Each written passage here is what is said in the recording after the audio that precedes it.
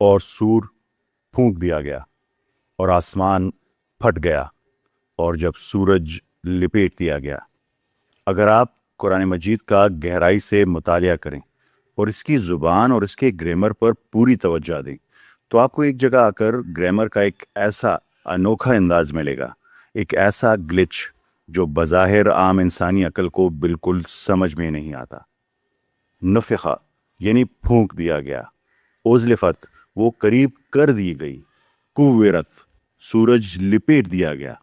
جب اللہ تعالیٰ اس کائنات کے حتمی انجام، ستاروں کی تباہی اور قیامت کے دن کا ذکر کرتا ہے تو وہ ان کے بارے میں ایسے بات نہیں کرتا جیسے یہ مستقبل میں ہونے والے واقعات ہوں۔ اللہ تعالیٰ ان کے لیے ماضی یعنی پاسٹ ٹینس کا صیغہ استعمال کرتا ہے جو انتہائی حیران کن ہے۔ ذرا ایک لمحے کے لیے اس پر غور کریں۔ ایک ایسی کتاب جو 1400 سال پہلے نازل ہوئی، وہ دنیا کے اختتام کو ایک ایسے واقعے کے طور پر کیوں بیان کر رہی ہے جو گویا پہلے ہی گزر چکا ہے؟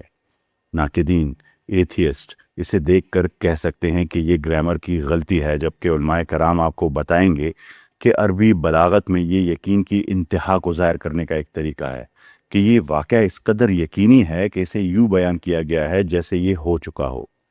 یہ لنگوسٹکس اور گرامر کی دلیل اپنی جگہ بالکل درست ہے، لیکن الفاظ کی گہرائی میں ایک اور بہت بڑی اور حیران کن حقیقت چھپی ہے۔ اس ہوش ربا تصور کو پوری طرح سمجھنے کے لیے ہمیں گرامر کے روایتی اصولوں کو پیچھے چھوڑ کر جدید ایسٹرو فزکس کی دنگ کر دینے والی، حیران کر دینے والی دنیا میں قدم رکھنا ہوگا۔ ہزاروں سالوں تک انسانوں کا وقت کے بارے میں تصور بہت سادہ اور محدود تھا۔ ہم وقت کو ایک کائناتی، نہ نظر آنے والی، بس ٹک ٹک کرتی ہوئی گھڑی سمجھتے تھے جو کائنات کے پس منظر میں چل رہی ہے۔ ہمارا ماننا تھا کہ زمین پر گزرنے والا آپ کا ایک سیکنڈ کہکشاں کے دوسرے کونے میں پھٹنے والے کسی ستارے کے ایک سیکنڈ کے بالکل برابر ہے۔ ہمیں لگتا تھا وقت ایبسولوٹ ہے، یہ بس ایک سیدھی لکیر میں بے رحمی سے آگے بڑھ رہا ہے۔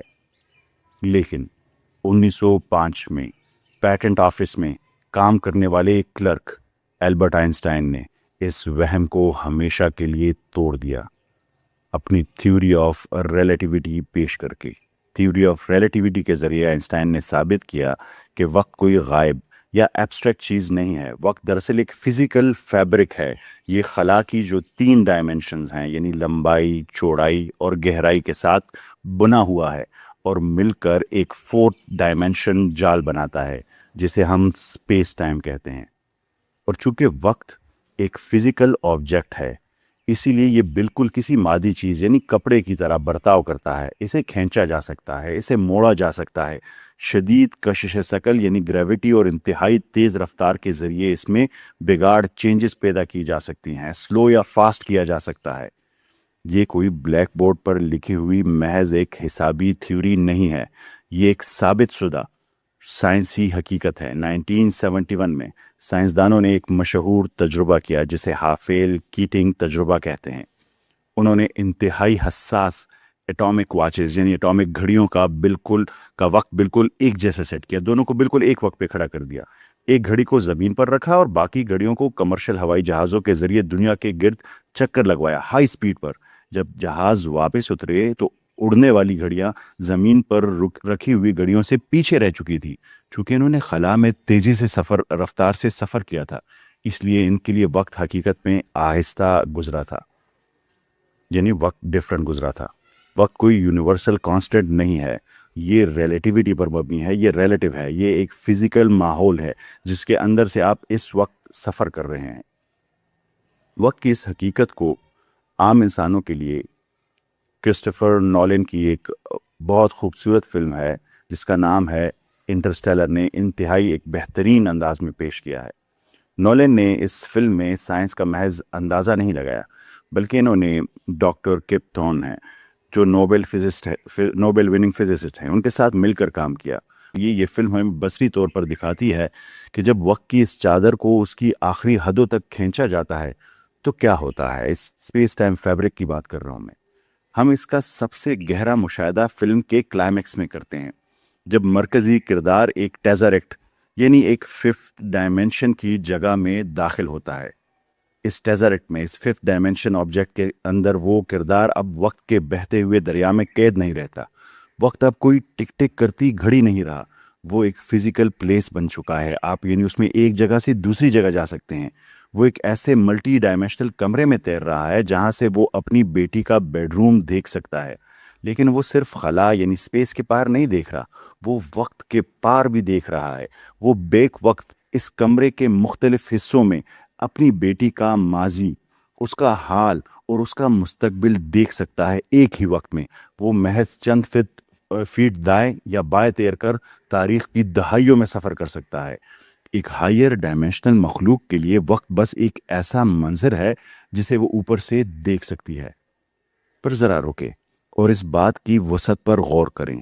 اگر ایک تھیوریٹیکل فزسسٹ اور ایک جدید سینما میتھمیٹکس کی مدد سے ایک ایسی ففتھ ڈائمینشنل بینگ کا تصور پیش کرتی ہے جو ہماری پوری انسانی تاریخ کو ایک فزیکل کمرے کی صورت میں سب تاریخ دے سکتی ہے، پاسٹ پریزنٹ فیوچر، تو ذرا اللہ تعالیٰ کی حقیقت کا تصور کریں.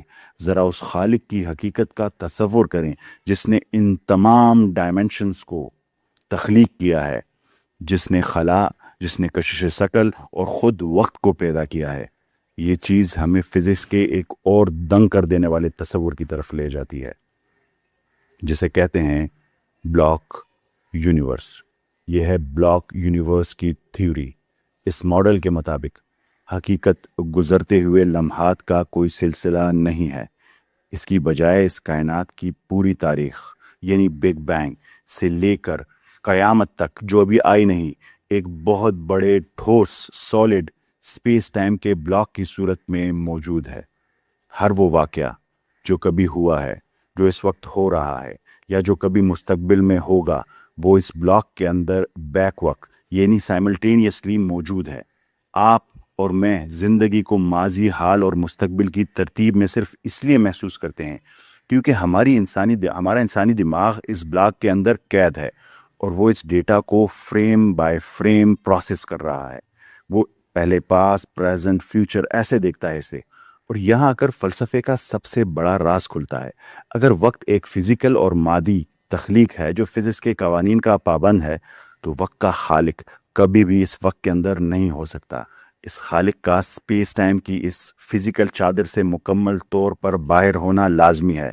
ذرا کائنات کو ایک بہت بڑے اور طویل ناول یا بک کی طرح سمجھیں.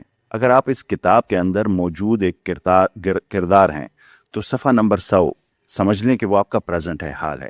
تو پھر صفحہ نمبر 50 آپ کی تاریخ یعنی پاسٹ ہوا، اور صفحہ نمبر 300 آپ کا وہ مستقبل، وہ فیوچر ہے جس کے بارے میں آپ کچھ نہیں جانتے.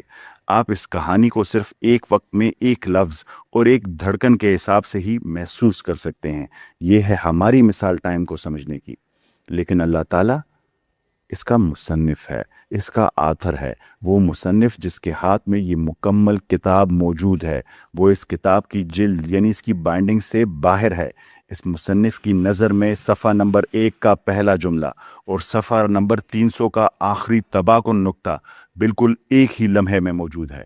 جب اللہ تعالیٰ قرآن میں کائنات کے اختتام اور قیامت کے دن کا ذکر کرتا ہے تو وہ ایک ایسی حقیقت بیان کر رہا ہے جو اس کے وقت اور ڈائمینشن سے آزاد نقطہ نظر ہے، یعنی ایک ٹائم لیس پرسپیکٹو سے پہلے ہی ایک مکمل شاہکار ہے. اس کے نزدیک سور پھونکا جا چکا ہے، ستارے بکھر چکے ہیں، یہ سب ہو چکا ہے کیونکہ وہ سب کچھ ایک وقت میں دیکھ رہا ہے. لیکن یہ گہری حقیقت اکثر ایک بہت بڑا سوال کھڑا کر دیتی ہے. وہ سوال جو ایتھیسٹ اور اسکیپٹک لوگ یعنی شکی مزاج لوگ اکثر پوچھتے ہیں. اگر اللہ تعالیٰ سب کچھ پہلے سے جانتا ہے، اگر اللہ تعالیٰ کو کہانی کا انجام پہلے سے ہی معلوم ہے، تو کیا اس کا مطلب یہ ہے کہ میرے پاس کوئی اختیار، کوئی فری ول نہیں ہے؟ کیا میں صرف ایک کٹ پتلی ہوں جسے ایک لکھی ہوئی اسکرپٹ کے مطابق چلنے پر مجبور کیا جا رہا ہے؟ اگر میری منزل خدا کو پہلے سے معلوم ہے تو پھر میں اچھے کام کرنے کی کوشش ہی کیوں کروں؟ پھر مجھے جنت اور دوزخ کیوں ملے گی؟ اس کا جواب دینے کے لیے ہمیں واپس اپنی فزکس اور اپنی ڈائمینشنز کی طرف جانا ہوگا. فرض کریں کہ آپ ایک ہیلی کاپٹر میں ہزاروں فیٹ کی بلندی پر اڑ رہے ہیں اور نیچے ایک بہت بڑی بھول بھلیاں جسے میز کہتے ہیں، آپ اس میز کو دیکھ رہے ہیں، اس بھول بھلیاں کو دیکھ رہے ہیں۔ بھول بھلیاں ایک ایسا راستوں کا جال ہوتا ہے جس میں باہر نکلنے کا صحیح راستہ تلاش کرنا مشکل ہوتا ہے۔ اس میں کئی موڑ، بند گلیاں، غلط موڑ اور مختلف راستے ہوتے ہیں۔ جب آپ ہیلی کاپٹر سے نیچے دیکھتے ہیں تو نیچے آپ کو ایک شخص اس میں چلتا ہوا نظر آتا ہے، اپنے اس اونچے زاویے کی وجہ سے، کیونکہ آپ اوپر سے دیکھ رہے ہیں، اس کی وجہ سے آپ پوری بھول بھلیاں کو کا نقشہ دیکھ سکتے ہیں۔ آپ کو بند راستے نظر آ رہے ہیں، آپ کو باہر نکلنے کا راستہ نظر آ رہا ہے، اور چونکہ آپ پوری تصویر دیکھ رہے ہیں اس لیے آپ کو بالکل معلوم ہے کہ شخص نے جو راستہ چنا ہے وہ صحیح ہے یا غلط ہے۔ اس سے پہلے کہ وہ مڑے آپ کو پتا ہے کہ اس راستے کا انجام کہاں ہوگا۔ اب اپنے آپ سے پوچھیں کہ آپ کے اس علم نے اسے وہ غلط موڑ مڑنے پر مجبور کیا؟ کیا آپ نے ہیلی کاپٹر میں بیٹھے بیٹھے جسمانی طور پر اسے پکڑ کر اسے غلط راستے پر دھکیلا؟ بالکل نہیں۔ یا پھر اسے ایسے سمجھیں، کسی ریکارڈ شدہ سپورٹس میچ کی طرح، کسی کرکٹ میچ کی طرح۔ اگر آپ 1992 کے ورلڈ کپ فائنل کی ریکارڈنگ دیکھ رہے ہیں تو آپ کو اس کا انجام پہلے سے معلوم ہے۔ آپ کو بالکل پتا ہے کہ وسیم اکرم کی گیند کب سوئنگ ہوگی، کب وکٹ گرے گی اور کون جیتے گا، لیکن اس واقعے کے بارے میں آپ کا علم اسکرین پر موجود کھلاڑیوں کو وہ عمل کرنے پر مجبور نہیں کر رہا۔ وہ جو کچھ کر رہے ہیں انہوں نے اپنی فری ول سے کیا۔ انہوں نے وہ میچ اپنی مہارت اور اس لمحے میں اپنے ذاتی فیصلوں سے کھیلا تھا۔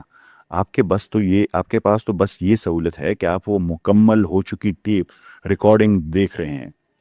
کسی انجام کو جاننا اور کسی انجام کا سبب بننا دو بالکل مختلف چیزیں ہیں۔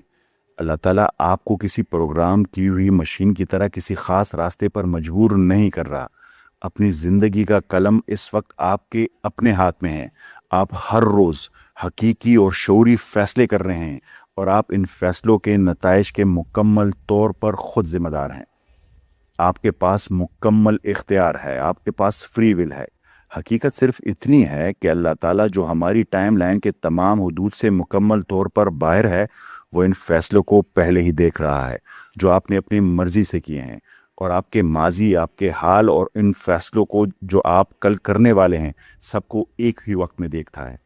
اس کا کامل علم آپ کے انتخاب کی مکمل آزادی کو ختم نہیں کرتا۔ آپ کے پاس فری ول موجود ہے اور اس کے پاس علم ہے۔ اس لیے جب آپ قرآن مجید میں وہ آیات پڑھیں، جب آپ کائنات کی تباہی کو صیغہ ماضی یعنی پاسٹ ٹینس میں لکھا ہوا دیکھیں، تو یہ جان لیں کہ آپ کوئی گرامر کی غلطی نہیں پڑھ رہے، آپ کوئی ایسی زبردستی کی اسکرپٹ نہیں پڑھ رہے جو آپ سے آپ کا اختیار چھین لیتی ہے۔ آپ اس خالق کی ایک شاندار اور حیران کن جھلک دیکھ رہے ہیں جو بلاک یونیورس کے باہر تخت نشین ہے۔ ایک ایسا خالق جس کی مٹھی میں پورا کا پورا اسپیس ٹائم موجود ہے۔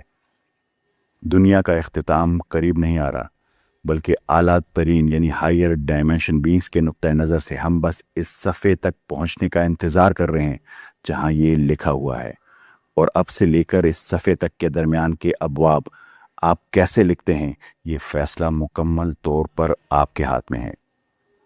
اگر اس ویڈیو نے آپ کو کائنات اور اس میں ہمارے مقام کے بارے میں گہرائی سے سوچنے پر، غور و فکر کرنے پر مجبور کیا ہے تو براہ کرم چینل کو سبسکرائب کریں، اس ویڈیو کو اپنے دوستوں کے ساتھ شیئر کریں، اور مجھے نیچے کمنٹس میں ضرور بتائیں کہ وقت کو ایک فزیکل سپیس کے طور پر دیکھنے سے زندگی اور ہمارے اختیار یعنی فری ول کے بارے میں آپ کے نظریے میں کیا تبدیلی آئی۔ اگلی ویڈیو تک کے لیے غور و فکر کرتے رہیں۔ یہ ہے غور و فکر سیریز اور میں ہوں ڈاکٹر سفیان۔ ملتے ہیں اگلی قسط میں۔ اللہ حافظ۔